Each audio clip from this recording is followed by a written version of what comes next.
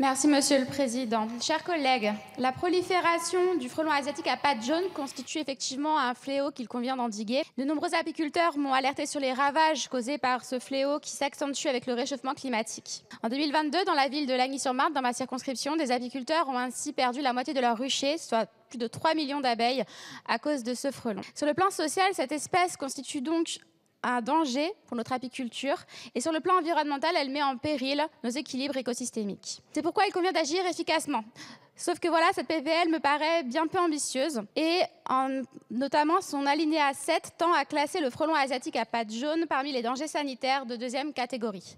En vérité, il aurait fallu depuis bien longtemps classer cette espèce parmi les dangers sanitaires de catégorie 1, c'est-à-dire, je cite, celle des dangers de nature à porter une atteinte grave à la santé publique ou à la santé des végétaux et des animaux ou à mettre gravement en cause les capacités de production et qui requièrent pour l'intérêt général des mesures de prévention, de surveillance et de lutte obligatoires.